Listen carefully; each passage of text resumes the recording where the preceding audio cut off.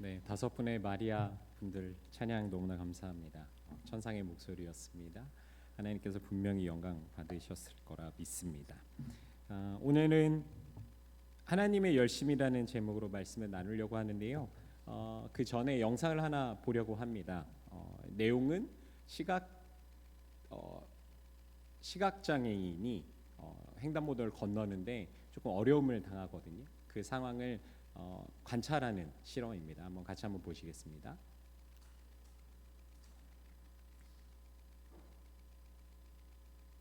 네, PPT로 그냥 넘겨주시면 될 것 같습니다.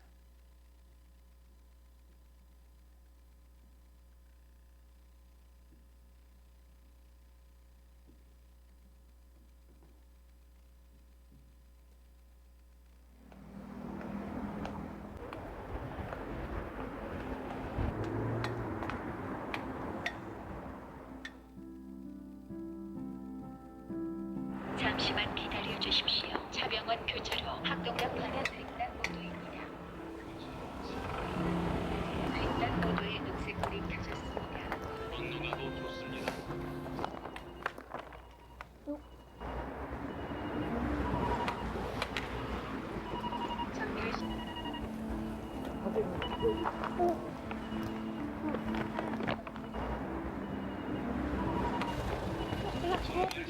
정렬 찾아드릴게요.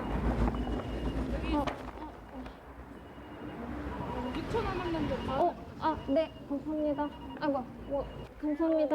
일로 오시겠어요? 네, 네. 뒤로 이제 가야 돼. 시간이 없어서 뒤로 가야 돼.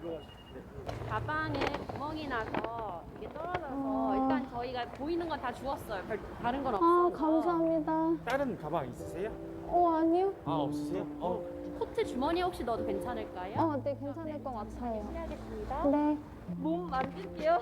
네, 감사합니다. 그다음에 네. 충전기랑 선. 맞아요.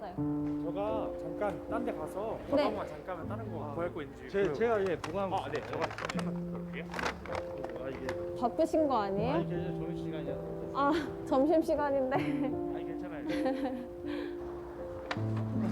이거 아까 거보다 좀 튼튼할 거예요. 네. 여기다 넣었을 테니까 가져가시면. 감사합니다. 네, 괜찮습니다. 제가 횡단보도 건널 때 네네. 제가 파일 잡아서 안내해 드릴게요. 감사합니다. 여기 내 손 잡아요. 감사합니다. 네, 제가 잡아드릴게요. 네, 감사합니다.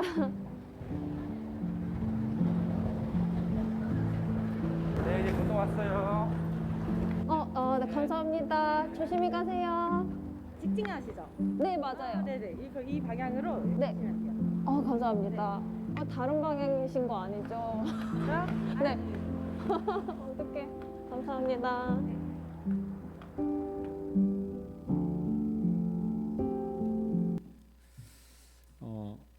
여러분 영상을 보셨던 것처럼 시각장애인이 신호등에서 물건을 떨어뜨렸을 때 돕는 사람들이 있는지 관찰하는 실험이었습니다. 때때로 초반에 영상을 보면 그냥 지나쳐가는 사람도 있어요. 무슨 일이지 그냥 쳐다보고만 지나가는 사람들도 있었고, 그래도 많은 사람들이 그 시각장애인들을 돕죠. 어떤 사람은 먼저 지나가지 않고 시각장애인과 다음 신호를 기다려주기도 하고, 그리고 지하철까지 같이 가주기도 합니다.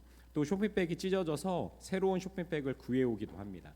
참 훈훈한 이야기입니다. 아직까지 너무나 따뜻한 사회인 것 같아요. 그런데 관찰 실험에서 희한한 데이터가 나옵니다. 그게 무엇이냐면 그 동행하는 사람에 따라서, 그 주변에 있는 인원에 따라서 돕는 비율이 달라져요. 혼자 걷는 사람, 그리고 혹은 혼자 그 주변에 한 명이 있었다면 82%가 그 도움이 필요한 사람을 돕습니다. 그런데 동행하는 사람 2명 혹은 2명이 있으면 38%만이 도움을 줍니다. 그러니까 확 데이터가 떨어지죠. 그리고 3명에서 5명이 동행할 때는 15%만 돕습니다. 그리고 6명 이상이면 전혀 돕지 않아요.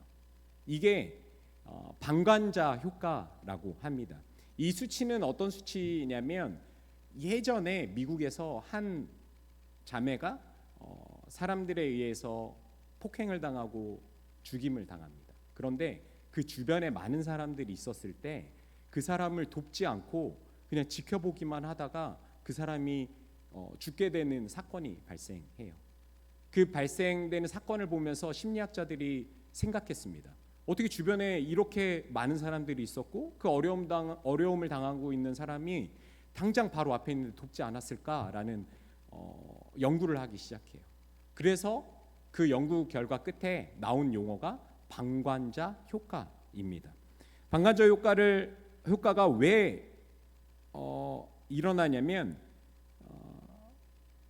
자기한테는 그 책임이 다 없다라고 생각하는 거예요. 다른 사람한테 책임이 있다라고 생각해서 적극적으로 돕지 않는 거죠. 실제로 아까는 시각장애인이기 때문에 사실은 물건을 떨어뜨리고 우리가 쉽게 다가가서 도와줄 수 있는 상황이죠. 그런데 누군가 폭행을 당한다거나 아니면 정말 위협을 당하고 있는 상황에서 선뜻 나서기 힘든 상황이 될 거예요. 그래서 방관자 효과라는 게 더욱 두드러지기도 합니다.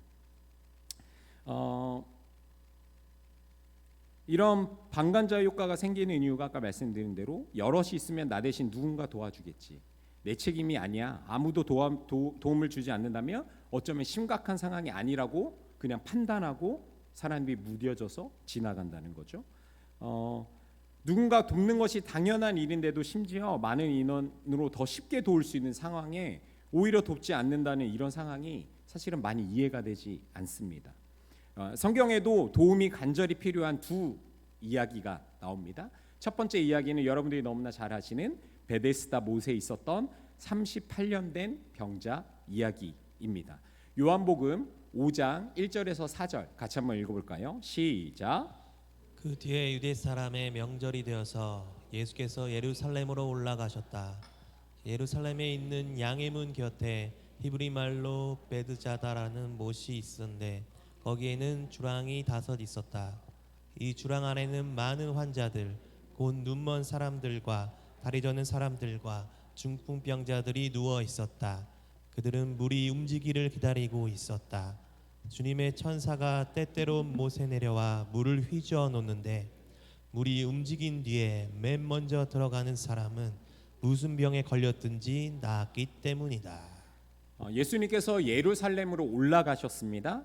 예루살렘에는 베드자다, 그러니까 여러분이 잘 아시는 베데스다라는 수영장 같이 물이 받아진 곳이 있었습니다. 그곳에 앞이 안 보이는 사람, 다리를 저는 사람, 중풍병자들이 아주 많이 누워 있었어요. 왜 누워 있었냐면 갑자기 물이 움직일 때가 있는데 그 물이 움직일 때 가장 먼저 그 물에 들어가는 사람들은 어떤 병이든 다 고침을 받는 거예요. 앞에 안 보이는 사람이 가장 먼저 들어가면 눈이 떠지게 되고 걷지 못하는 사람이 가장 먼저 들어가면 당장 걷게 되는 겁니다. 암에 걸린 사람도 암이 깨끗이 낫는 겁니다. 그러니까 그곳에 아픈 사람들이 얼마나 많이 있었겠습니까? 나도 그 고침을 받고 싶었기 때문에. 그뿐만 아니라 물에 빨리 들어갈 수 있는 그 앞자리에는 발만 디디며 들어갈 수 있는 앞자리에는 아마 발도 디딜 틈 없이 사람들로 가득 찼을 겁니다. 요한복음 5장 5절에서 9절입니다. 같이 읽어보겠습니다. 시작. 거기에는 38해가 된 병자 한 사람이 있었다. 예수께서 누워있는 그 사람을 보시고 또 이미 오랜 세월을 그렇게 보내고 있는 것을 아시고는 물으셨다. 낫고 싶으냐? 그 병자가 대답하였다. 주님, 물이 움직일 때 나를 들어서 못에다가 넣어주는 사람이 없습니다. 내가 가는 동안에 남들이 나보다 먼저 못에 들어갑니다. 예수께서 그에게 말씀하셨다. 일어나서 내 자리를 걷어가지고 걸어가거라. 그 사람은 곧 나아서 자리를 걷어가지고 걸어갔다. 그날은 안식일이었다. 그 베데스다 못에 38년 동안 병을 가진 병자 한 사람이 있었습니다. 예수님이 그 병자를 보니까 스스로 움직이지도 못하고 도움 없이는 아무것도 못하는 사람이었습니다. 너무나 안타까우셔서 예수님이 그 사람에게 직접 물어보십니다. 낫고 싶니? 낫고 싶어? 라고 물어보시니까 네, 낫고 싶습니다 라고 대답하면 되는데 이 사람이 예수님께 하소연을 하기 시작합니다.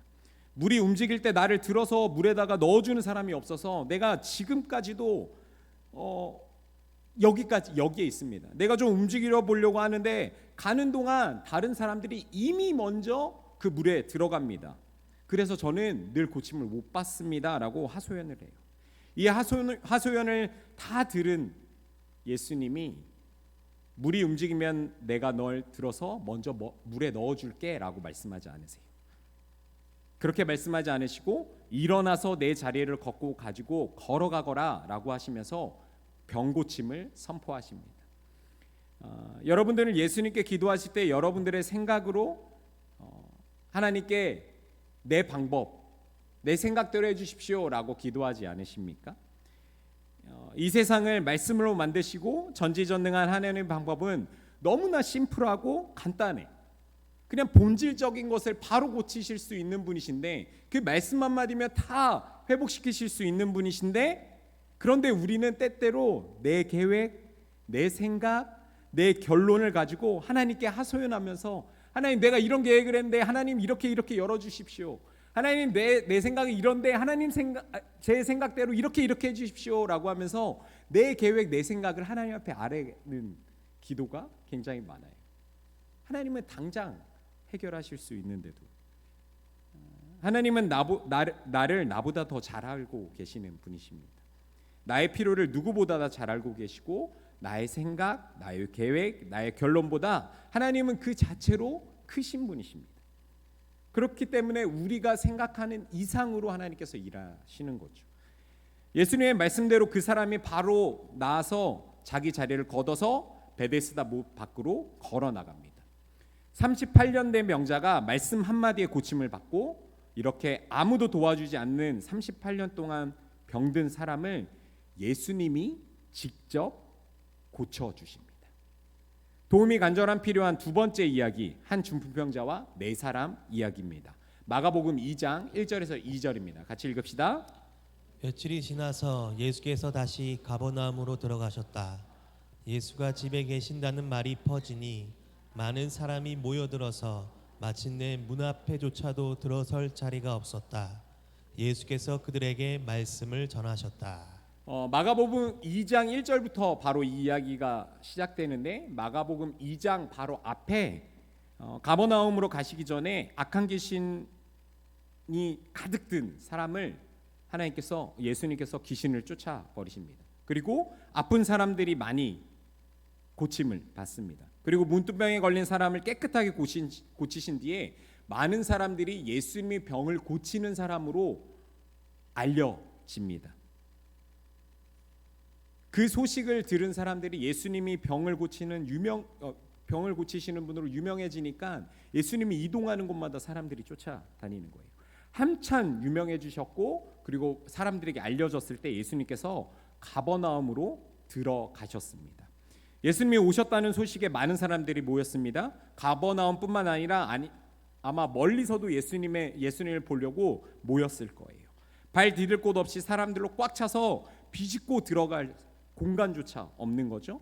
아까 아픈 사람들로 가득 찬 베데스다 못과 비슷한 상황입니다. 마가복음 2장 3절에서 5절입니다. 같이 읽읍시다. 그때 한 중풍병 환자를 네 사람이 데리고 왔다. 무리 때문에 예수께로 데리고 갈 수 없어서 예수가 계신 곳 위에 지붕을 걷어내고 구멍을 뚫어서 중풍병 환자가 누워있는 자리를 달아내렸다. 예수께서는 그들의 믿음을 보시고 중풍병 환자에게 이 사람아 내 죄가 용서받았다 하고 말씀하셨다. 한 중풍병자가 예수님이 그 병을 잘 고치시는 예수님이 가버나움에 오셨다라는 얘기를 들어요. 예수님의 소문을 들었기 때문에 예수님을 만나기만 하면 자기 중풍병이 다 고침받을 거라고 생각했어요. 그런데 중풍병자는 혼자 움직일 수가 없었습니다. 경과가 너무 안 좋아서 누워 있었던 사람이에요. 그 곁에 네 사람이 있었습니다. 이 네 사람도 중풍병자가 아무래도 안타까웠을 겁니다. 그래서 그를 돕기로 합니다. 네 명이 중풍병자를 들것에 실어서 예수님이 계시는 곳으로 갔습니다. 갔더니 아픈 사람들이 너무 많은 거예요. 아내를 들여다봤더니 아픈 사람뿐만 아니라 어린아이들까지 비집고 들어갈 수 있는 곳이 없는 거죠. 그 안이 가득 차 있었습니다. 입구에서 들어가 보려고 막 사람들한테 여기 아픈 사람 있습니다. 비켜주십시오 해도 사람들이 밀려서 들어갈 수 없는 그런 상황이었어요. 그런데 네 사람 중에 갑자기 한 사람이 저 지붕에 구멍을 내서 들어가자고 그냥 아무 생각 없이 이야기했습니다. 자기는 무시당할 줄 알았는데 다른 세 사람이 와, 야 너 진짜 똑똑하다, 너 천재 아니야? 라고 하면서 갑자기 이 세 명이 올라가는 거예요. 그 말했던 사람도 아마 놀랬겠죠. 그 네 명이 올라가서 예수님이 어느 쪽에서 설교하시는지를 봤어요. 말씀을 전하고 계시는지 봤어요. 저쪽 끝에서부터 동원교회 옥상으로 올라가서 이쪽으로 올라옵니다. 그리고 나서 지붕을 걷어내기 시작해요. 그 당시에는 갈대나 나무가지를 석회라든지 흙으로 뭉쳐서 지붕을 만들었거든요. 그래서 나무가지 하나, 갈대 하나를 하나씩 걷어냅니다. 예수님이 설교하시는데 지붕에서 갑자기 막 흙이 부스럭부스럭 떨어지는 거예요. 아마도 신경 쓰이셨겠죠. 그래도 하나님의 나라에 대해서 온전히 전해야 되겠다는 열정으로 더 힘내서 아마 말씀을 전하셨을 겁니다. 그 와중에 지붕에 구멍이 생겼습니다. 아이디어 낸 사람도 이게 되네? 라고 놀랬을 거예요. 그리고 당황하고 있는데 다른 사람들이 그 중풍병자를 지붕에서 들것에 끈을 묶어서 그 구멍 사이로 내립니다. 사람들이 갑자기 웅성웅성하죠. 제가 이렇게 설교하고 있는데 위에서 뭔가 떨어진다고 하면, 뭔가 이렇게 내려온다고 하면 놀라실 거 아니에요? 사람들이 이렇게 쳐다보고 있었어요. 그러니까 웅성웅성하니까 예수님도 아마 쳐다보셨겠죠. 쳐다봤더니 예수님도 놀라신 거예요. 지붕에 구멍이 뚫려 있고 아픈 사람이 이렇게 내려오는 거죠. 예수님이 많이 당황하셨을 텐데도 예수님은 또 이제 당황하면 안 되잖아요. 당하지 않은 척 하시면서 이렇게 그 사람을 지그시 바라봅니다. 보시자마자 이 사람에게 선포하십니다. 이 사람아, 뇌 죄가 용서받았다라고 선포하십니다. 마가복음 2장 10절에서 12절입니다. 같이 읽어볼까요? 시작. 그러나 인자가 땅에서 죄를 용서하는 권세를 가지고 있음을 너희에게 알려주겠다. 예수께서 중풍병 환자에게 말씀하셨다. 내가 내게 말한다. 일어나서 내 자리를 걷어서 집으로 가거라. 그러자 중풍병 환자가 일어나 곧바로 모든 사람이 보는 앞에서 자리를 걷어서 나갔다. 사람들은 모두 크게 놀라서 하나님을 찬양하고 우리는 이런 일을 전혀 본 적이 없다 하고 말하였다. 예수님이 중풍병자에게 직접 말씀하시죠. 일어나서 내 자리를 걷어서 집으로 가거라. 그 말이 끝나자마자 중풍병자 다리에 힘이 빡 들어옵니다. 그리고 스스로 걸어서 밖으로 나갑니다. 밖으로 나가니까 사람들이 막 박수를 치기 시작해요. 우와, 내가 이런 걸 처음 봤다라고 하면서 도움이 절실히 필요한 이 두 이야기에 눈으로 보이는 공통점을 찾으셨습니까? 거의 똑같은 문맥을 가지고 있습니다. 비교해 보면 예수님께서 예루살렘으로 올라가셨어요. 그 38년 된 병자를 만나러. 그 다른 이야기는 가버나움으로 들어가셨습니다. 동일하게 이동하신 거예요. 그곳에 38해가 되는 병자 한 사람이 있었고 또 다른 곳에는 한 중풍병자가 있었습니다. 동일하죠. 그리고 예수님께서 그들에게 치유를 선포하시면서 뭐라고 말씀하시냐면 일어나서 내 자리를 걷어가지고 걸어가라 라고 말씀하셨고, 다른 한 가지는 일어나서 내 자리를 걷어서 집으로 가거라, 똑같이 말씀하세요. 제가 오늘은 언급 안 했지만 비방하는 것까지 똑같습니다. 유대인들이 그 예수님을 비방하는 걸 똑같아요. 왜 그러냐면 안식일이니 자리를 들고 가는 것은 옳지 않습니다. 안식일을 누가 움직입니까? 누가 일을 합니까? 라고 하면서 비방까지 해요. 똑같이 그 한 중풍병자가 있었던 그곳에서도 하나님 한 분밖에 누가 죄를 용서할 수 있는가? 하나님만은 죄를 용서할 수 있어 라고 비방하는 것까지 똑같습니다. 이렇게 보면 이 두 이야기가 전혀 다른 곳에 있는데 되게 똑같은 구조를 가지고 있어요. 두 이야기에서 다른 점도 있습니다. 시작이 분명히 달라 보입니다. 예수님이 38년 된 병자를 찾아가셨죠. 그렇죠? 베데스다 못에 있는 38년 된 병자에게 예수님이 찾아가신 거예요. 그런데 다른 이야기는 한 중풍병자와 네 사람이 예수님을 찾아간 거예요. 겉으로 보기에는 너무나 달라 보입니다. 그런데 정말 다른 이야기일까요? 저는 그렇게 생각하지 않습니다. 그 이유가 에베소서 1장에 기록되어 있습니다. 22절에서 23절 같이 읽어볼까요? 시작. 하나님께서는 만물을 그리스도의 발 아래 굴복시키시고 그분을 만물 위에 교회의 머리로 삼으셨습니다. 교회는 그리스도의 몸이요 만물 안에서 만물을 충만케 하시는 분의 충만함입니다. 여러분, 두 이야기가 전혀 다른 이야기가 아니라는 이유를 찾으셨습니까? 하나님께서 세상의 모든 것을 그리스도 발 아래 굴복시키셨습니다. 그러니까 이 모든 것들은 머리 대신 예수 그리스도의 발 아래에 있는 거죠. 예수 그리스도가 온 세상 위에 교회의 머리가 되셨고 그 교회는 그리스도의 몸입니다. 우리 한 사람 한 사람 그리스도의 몸이고 그 그리스도의 몸이 모인 그 지체들이 모인 우리 모두는 그리스도의 몸인 거죠. 그리고 우리 한 사람 한 사람을 교회라고 부릅니다. 우리는 머리이신 예수 그리스도를 따로 떼놓고 공동체를 이룰 수 없습니다. 머리 되시는 예수 그리스도로 우리의 공동체가 세워지는 것이죠. 예수님이 38년 된 병자를 직접 찾아간 것과 머리 되시는 예수 그리스도의 공동체인 네 사람이 한 중풍병자 곁에 있었다는 것은 만물, 그러니까 온 세상 위에 교회 공동체의 머리이신 예수 그리스도가 계시는 겁니다. 좀 어렵죠? 그 공동체의 머리 되시는 예수님의 관점에서는 동일한 이야기인 거예요. 다시 한번 설명드릴게요. 예수님이 직접 혼자 찾아가실 수도 있고 머리 되시는 예수님, 그러니까 예수님의 이름으로 모이고 예수님의 이름으로 연합한 그리스도의 몸된 공동체가 한 중풍병자에게 찾아간 것은 다른 게 아니라고요. 예수님이 직접 찾아가실 수도 있지만 그 머리 되신 예수 그리스도의 공동체가 찾아간 것은 예수 그리스도가 찾아간 것과 동일한 거라는 거죠. 한 중풍병자를 지붕에서 내려보내는 수고를 한 네 사람은 공동체로서 마땅히 해야 할 일을 한 것입니다. 네 명이 중풍병자의 친구라고 많이들 알고 있어요. 많이들 그렇게 설명합니다. 그런데 성경에 그 어디에도 친구라고 나와 있지 않습니다. 그 이유가 무엇이냐면 지붕을 뜯고 그 병자를 내릴 정도의 열심은 중풍병자의 가족이거나 아니면 가장 가까운 친구일 것이라는 추측에서 나온 이야기입니다. 그런데요, 유대 전승이나 랍비 문헌, 고대 지중해 사회 문화에 따르면 환자가 다른 사람의 도움을 받아서 치유의 장소로 오고 가는 것은 그리스 로마 시대에는 매우 흔한 일이었답니다. 그리고 공동체가 환자를 위해서 움직이는 관습이 분명히 있었어요.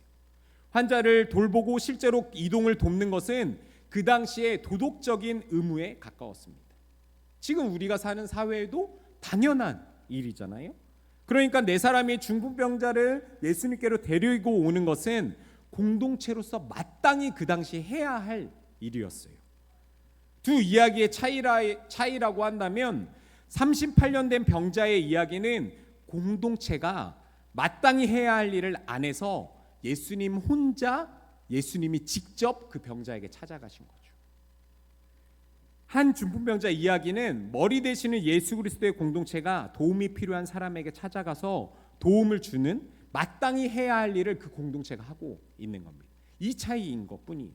두 이야기를 통해서 두 가지 말씀으로 이 말씀을 정리하고 싶은데요. 요한복음 5장 12절에서 13절입니다. 같이 읽읍시다. 유대 사람들이 물었다. 그대에게 자리를 걷어 가지고 걸어가라고 말한 사람이 누구요? 그런데 병 나은 사람은 자기를 고쳐주신 분이 누구인지를 알지 못하였다. 거기에는 사람들이 많이 붐비었고 예수께서는 그곳을 빠져나셨기 때문이다. 여기 말씀을 보시면 병 나은 사람은 자기를 고쳐주신 분이 누구인지 알지 못하였다라고 말씀하고 있어요. 그러니까 너무도 신기하게 예수님 혼자 찾아가신 38년 된 병자는 예수님에 대해서 모르는 사람이었어요. 하나님을 알지 못하는 자들에게 지금도 찾아가셔서 사랑으로 일하고 계십니다. 첫 번째 같이 한번 읽어볼까요? 시작. 하나님의 열심은 멈추지 않는다. 예수님을 믿는 사람에게만 빛을 비추고 계십니까? 오늘처럼 이 비가 예수를 믿는 제가 오늘 아침에 오면서 주아한테 설명을 했어요. 가을에 오는 비는 단비야. 왜 단비냐면 곡실들과 열매들이 비를 맞을 때 더 풍성해지고 더 맛있어져. 그러니까 저희 와이프가 옆에서 얘기하더라고요. 아, 그러네. 어제는 날씨가 해가 그렇게 좋았는데 해가 그렇게 좋을 때는 당도가 더 높아질 거고 곡실이 더 실해질 거 아니야. 그런데 생각해 보세요. 하나님께서는 우리 예수 그리스도를 믿는 사람에게만 그 단비를 내리시는 분이 아니세요. 그 예수 그리스도를 믿는 사람들에게만 빛을 비추시는 분이 아니시죠. 이슬람 국가, 힌두교 국가, 기독교 국가, 저 북한 땅에도 하나님께서 이 단비를 내리시고 계세요. 그리고 여전히 빛을 비추시면서 동일한 사랑으로 일하고 계십니다. 이것이 우리의 머리 되시는 예수님의 열심이에요. 그 누구도 이 사랑에 소외되지 않도록 동일하게 하나님께서 사랑을 베풀고 계시는 거죠. 여러분이 잘 아시는 것처럼 마가복음 12장에서 서기관이 예수님께 중요한 계명이 무엇이냐고 물어볼 때 예수님은 두 가지를 말씀하시죠. 첫 번째 무엇이에요? 하나님 사랑 그리고 이웃 사랑. 예수님이 누구인지 모르는 38년 된 병자에게 직접 찾아가셔서 그를 38년 만에 자리에서 일어나는 기적을 보이셨습니다. 우리의 머리 되시는 예수님은 지금도 하나님 사랑, 이웃 사랑을 먼저 보여주시고 지금도 성실히 일하고 계십니다. 두 번째 포인트예요. 같이 한번 읽어볼까요? 시작. 하나님의 긍휼과 성품을 품은 공동체는 세상을 향한 동기부여의 외침입니다. 나를 들어서 못에다가 넣어주는 사람이 없습니다 라고 이야기했던 그 병자의 고백. 주님, 물이 움직일 때 나를 들어서 못에다 넣어주는 사람이 없습니다. 내가 가는 동안 남들이 나보다 먼저 못에 들어갑니다 라고 하소연했죠. 이 베데스다 못은 치열하게 싸우고 경쟁하는 곳이었어요. 결국에 먼저 물에 들어간 사람만이 치유받을 수 있는 그 단 한 사람이 승리자밖에 없었던 거죠. 고대 문화에서 도움이 필요한 자를 돕는 것이 당연하고 마땅히 해야 할 일임에도 불구하고 그 누구도 그 38년 된 병자를 도와주지 않습니다. 그는 철저히 혼자였어요. 여러분, 사자성어 중에 수수방간이라는 사자성어 아십니까?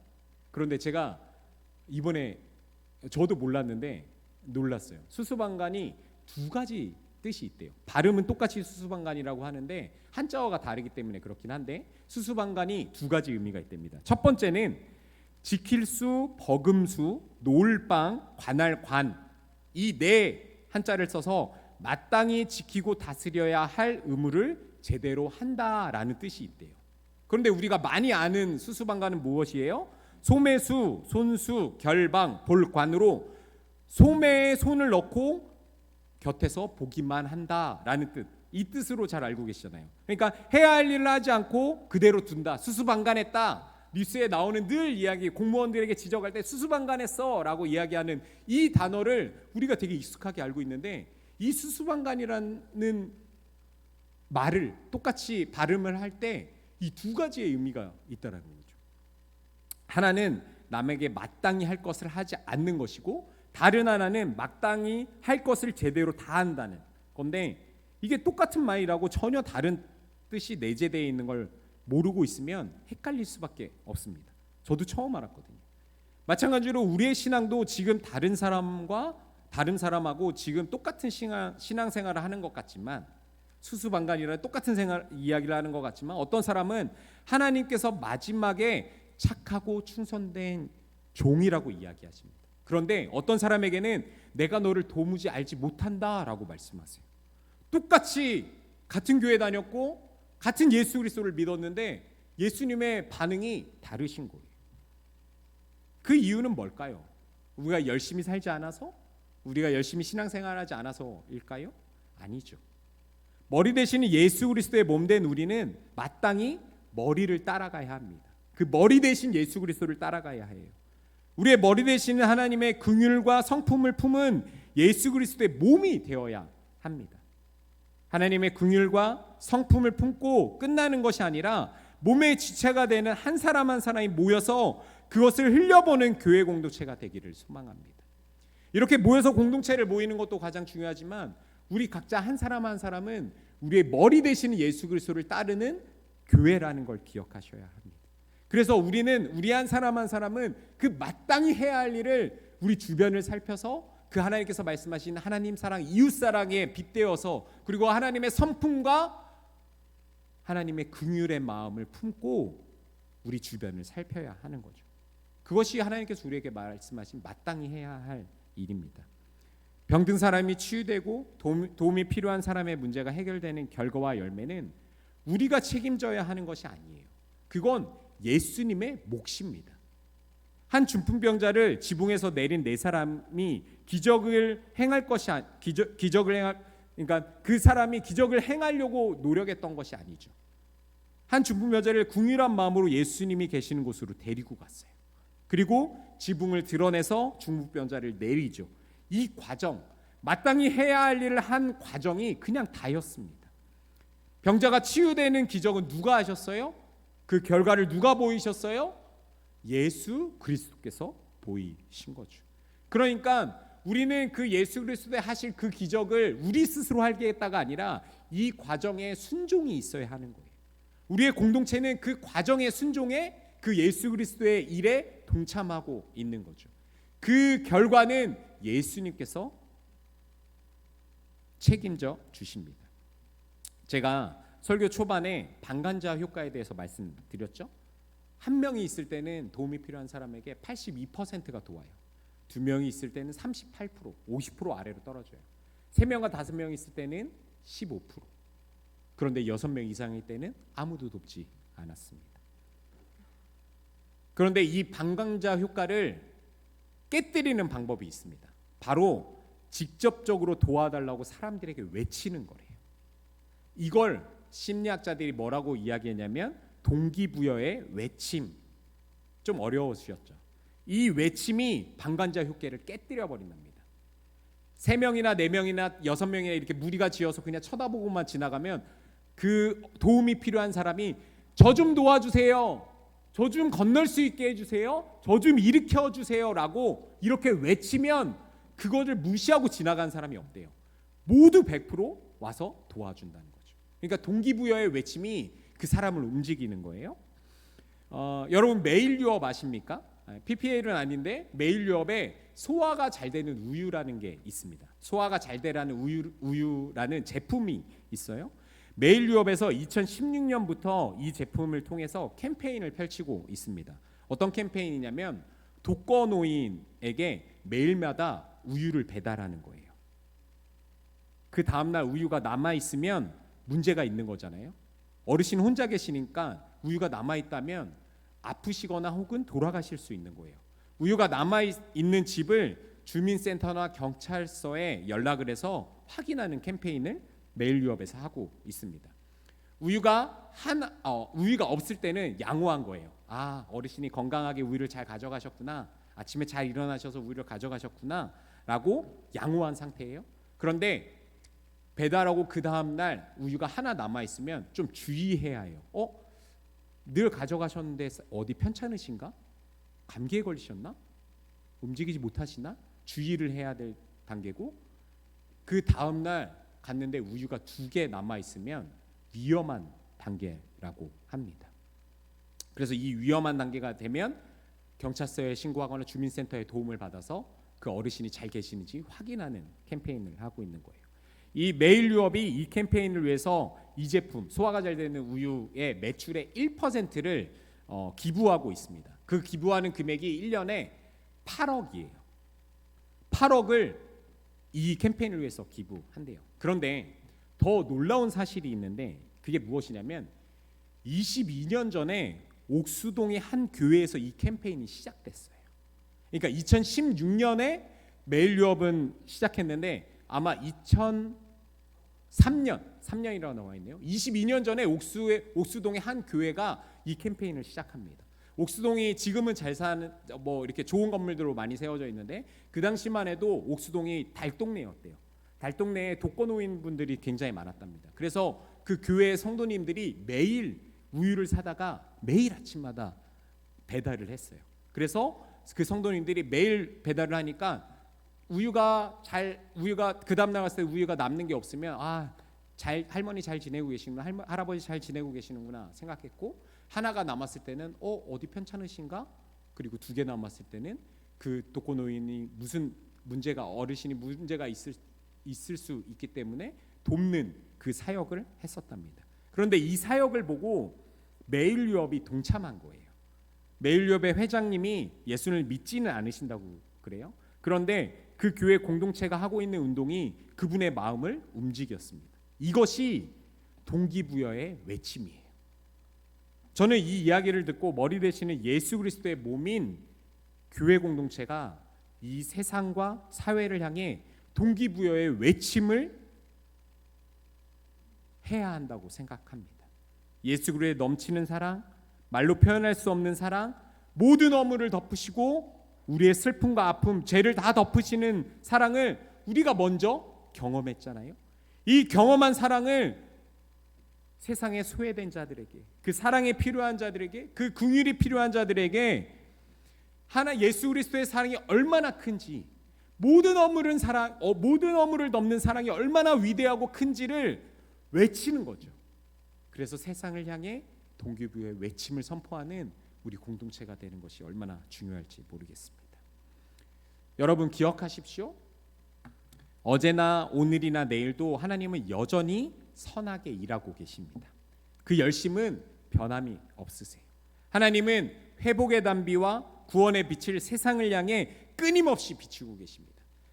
예수 그리스도를 믿는 자들에게만 비추고 계시는 것이 아니라 저 멀리 있는 이슬람 나라, 그리고 저 멀리 있는 힌두교 국가, 그리고 저 북한에게도 하나님께서 끊임없이 단비와 구원의 빛을 비추고 계세요.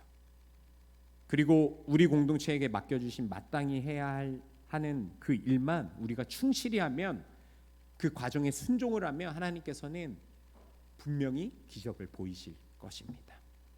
수수방관, 마땅히 해야 할 일을 제대로 하는 우리 동원교회 공동체가, 그리고 공동체뿐만 아니라 교회이신 성도님들 한 분 한 분이 그것을 이루어내는 축복이 있기를 소망합니다. 같이 찬양할까요?